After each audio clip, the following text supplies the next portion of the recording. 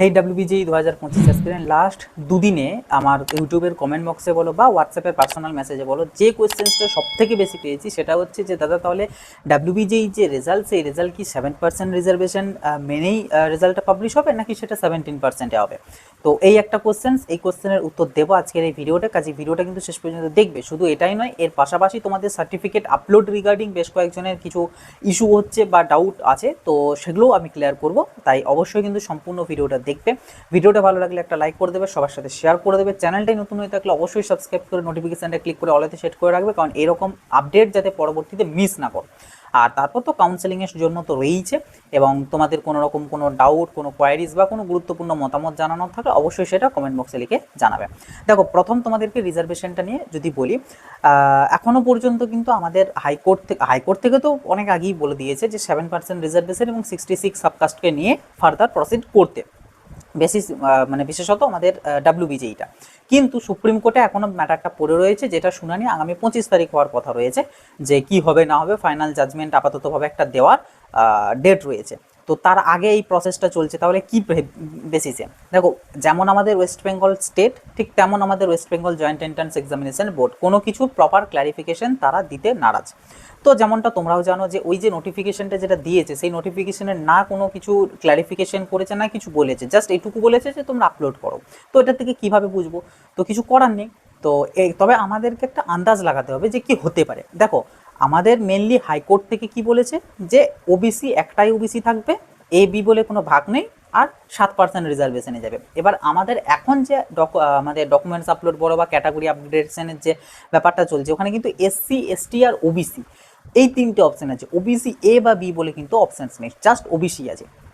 এবার এটা দুটো কারণ হতে পারে। একটা হচ্ছে হয়তো তারা 7% রিজার্ভেশনটাকে নিয়েই যেতে পারে, আর একটা হতে পারে যে প্রিভিয়াস বার যে সোশ্যাল ক্যাটাগরি আপডেটের যে ব্যাপারটা হলো আগস্ট মাসের সময়তে, তখন কিন্তু AB ভাগগড়ি করেছে। এবার যদি দেখা যায় কোনো জাজমেন্টের কারণে AB ভাগটা থাকলো না, বা আবার হয়তো থাকলো, এরকম ম্যাটার ঘটতে পারে। যে জন্য হয়তো বোর্ড চাইছে কি যে আমরা জাস্ট ওবিসির সাবকাস্টটাকে জানতে চাইছি, এবার পরবর্তীতে যে আপডেট আসবে বা কোর্ট থেকে যে জাজমেন্ট আসবে সেটার পরিপ্রেক্ষিতে আমরা নিজেরাই শর্ট আউট করে নেবো যে কারা ওবিসিতে থাকছে, কারা থাকছে না। ক্যান্ডিডেটদেরকে হয়তো আর এই ডিসিশনটা নিতে দিচ্ছে না, যেটা একদিক দিয়ে হয়তো ভালো। এই যে তোমাদের যাদের কনভার্সন হয়েছে, তোমরা ডাউটসের মধ্যে পড়ে রয়েছো যে আমরা A দেবো না B দেবো, কোনটার আন্ডারে পড়ছি, তো এই সমস্ত বিষয়গুলো নিয়ে তোমাদের তখন চাপ থাকবে না। তখন ওটা বোর্ড নিজেরা বুঝবে। তখন সেই সময়ে যে জাজমেন্ট তারা মানছে, যেটাকে মেনে রেজাল্ট দিচ্ছে, তো সেই রেজাল্টের জাজমেন্টের পরিপ্রেক্ষিতে তারা তাদের নিজেদের মতন শর্ট আউট করে দেবে তোমাদের সাবকাস্টটা যেটা কমিউনিটির রয়েছে সেটার বেসিসে। ওই জন্যই তোমাদের কমিউনিটি কিন্তু আপলোড করতে বলছে যে তুমি কোন কমিউনিটি থেকে বিলং করো। এবার তাদের কাছে তো লিস্ট থাকছেই, তো ওটার পরিপ্রেক্ষিতে তারা নিজেরা হয়তো শর্ট আউট করে নিতে পারে। এটাও হতে পারে, আবার হয়তো বা 7% রিজার্ভেশন মেনেও হতে পারে। তো এটার এখনো পর্যন্ত কিন্তু কোনো প্রপার ক্ল্যারিফিকেশন নেই।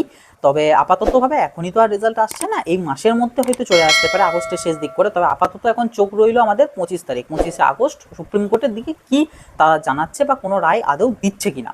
তারপর তো 27 তারিখ নাগাদ করে সম্ভবত আমাদের হাইকোর্টে আবার একটা শুনানি আছে, যেখানে বোর্ডকে আবার জবাবদিহি করতে হতে পারে। কারণ হাইকোর্ট থেকে তো কড়াভাবে বলেছিল যে 14 দিনের মধ্যে রেজাল্ট বের করতে, কিন্তু তারা বের করছে না। তো সেই পরিপ্রেক্ষিতে হয়তো তাদেরকে আবারও একবার জবাবদিহি করতে হতে পারে, জানি না, দেখা যাক পরবর্তীতে কি হয়। আপাতত তোমাদেরকে 21 তারিখ রাত্রি পর্যন্ত টাইম দেওয়া হয়েছে এই সমস্ত ক্যাটাগরি আপডেশনের জন্য, তো তোমরা সেটা করে নাও। ওবিসিরা যারা রয়েছে তাদের উদ্দেশ্যে এবার যদি আসি, তোমরা A হও বা B হও, এখানে তো AB এর অপশন নেই, তোমরা জাস্ট ওবিসি সিলেক্ট করবে।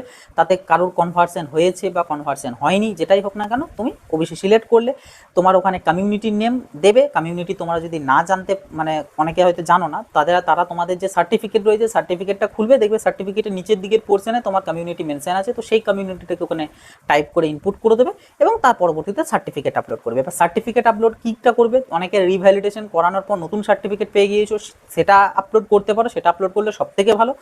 যদি কারোর না হয়ে থাকে, তোমরা চাইলে পুরনো যে সার্টিফিকেটটা রয়েছে, তোমার এক্সিস্টিং যে সার্টিফিকেটটা ছিল, সেটাকেও তোমরা আপলোড করতে পারো, বা NCLটাও আপলোড করতে পারো। দুটো যেটা খুশি আপলোড করতে পারো, কিন্তু দেখে নিতে হবে তোমার ওই কমিউনিটির নেমটা যেন মেনশন থাকে, NCLতেও থাকে আর মেন সার্টিফিকেটেও থাকবে। তো ওটা তোমার বিষয়, বাট আপলোড করতে পারো। তো আমি বলবো ক্যাটাগরি সার্টিফিকেটটা আপলোড করলেও চলে যাবে, অসুবিধা কি নেই। তবে NCL যদি কেউ আপলোড করতে চাও বা NCL যদি আপলোড করে থাকো, কোনো প্রবলেম নেই, ওটাও চলবে, নো ইস্যু, ঠিক আছে। তো এগুলো গেল ওই সংক্রান্ত বিষয়।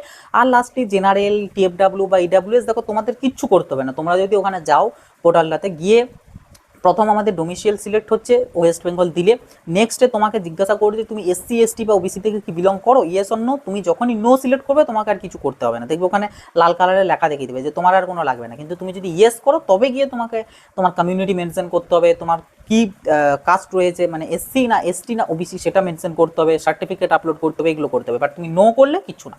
তো যে কারণে ইডাব্লিউএস, টিএফডাব্লিউ, তারপর জেনারেল, পিডাব্লিউডি এই সমস্ত কোনো ক্যান্ডিডেটকে কিচ্ছু এখন করতে হবে না, তোমাদের জন্য কিচ্ছু নয়, এটা জাস্ট এসসি এসটি আর ওবিসিদের জন্য। ওকে, তো এটা আশা করি ক্লিয়ার করতে পারলাম। আর রিজার্ভেশন নিয়ে তোমাদের যে প্রবলেমটা হচ্ছিল যে কতটা কি মেনে হচ্ছে না হচ্ছে, এটারও কিন্তু প্রপার ক্লারিফিকেশন নেই, তবে দুটো কন্ডিশনে হতে পারে আমি যেমনটা বললাম।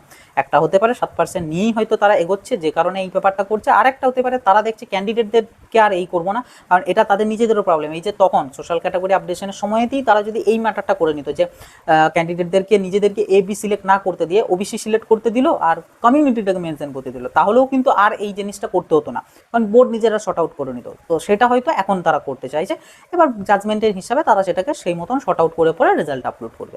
তো এটাও হতে পারে, এবার সেটা 7%ও হতে পারে, 17%ও হতে পারে। যদি 7% হয় তখন ওই 66টা সাবকাস্টের মধ্যে যে কমিউনিটিগুলো রয়েছে তারা ওবিসির মধ্যে থাকলে বাকি যে কমিউনিটিগুলো তোমরা আপলোড করলে যারা যাদের নাম ওই 66টার মধ্যে নেই তাদেরকে তারা অটোমেটিক্যালি জেনারেলে করে দিল। আর যদি 140টা মেনে হয় তাহলে তোমাদের যাদের যাদের রয়েছে সেই হিসেবে হলো। তো এইভাবে তারা হয়তো শর্ট আউট করে রেজাল্ট দিতে পারে। তো আপাততভাবে দেখা যাক কি হয় না হয়, তবে রেজাল্ট কিন্তু আর বেশি দেরি হবে না, খুব শীঘ্রই আসতে চলেছে, হয়তোবা এই আগস্টের শেষ দিক করেই কিন্তু চলে আসতে পারে। আপাতত নজর থাকলো আমাদের 25 আগস্ট সুপ্রিম কোর্টের জাজমেন্টের উপর কি হচ্ছে বা কি জাজমেন্ট দিচ্ছে। ওকে, তো এই ছিল আর কি তোমাদের বেশ কয়েকটা ডাউটসের উত্তর। আশা করছি ভিডিওটা তোমাদের খুবই হেল্পফুল হবে। তো ভিডিওটা সবার সাথে শেয়ার করে দেবে, ভিডিওটা ভালো লাগলে একটা লাইক করে দেবে, এরকমই আরও আপডেট পাওয়ার জন্য চ্যানেলটাকে সাবস্ক্রাইব করে নোটিফিকেশনটা ক্লিক করে অলতে সেট করে রাখবে। আর কোনো ডাউট পরিস্থিতি থাকলে কমেন্ট বক্সে লিখে জানাবে। আর আমাদের হোয়াটসঅ্যাপ গ্রুপগুলোতে যারা জয়েন হয়নি অবশ্যই জয়েন হয়ে যাবে, লিঙ্ক ভিডিও ডেসক্রিপশন বক্সে দিয়ে রেখেছি। যদি কারোর কোনো রকম কোনো ডাউট, কোনো কিছু কোয়ারিজ পার্সোনালি জানানোর ইচ্ছা থাকে তো সেটার জন্য আমার যাবতীয় পার্সোনাল ডিটেলস বা যাবতীয় কন্ট্যাক্ট ডিটেলস ভিডিও ডেসক্রিপশন বক্সে দেওয়া আছে। তো চলো আসি, এবার দেখাবে নতুন একটা ভিডিওতে। সকলে ভালো থাকবে, সুস্থ থাকবে, বাই।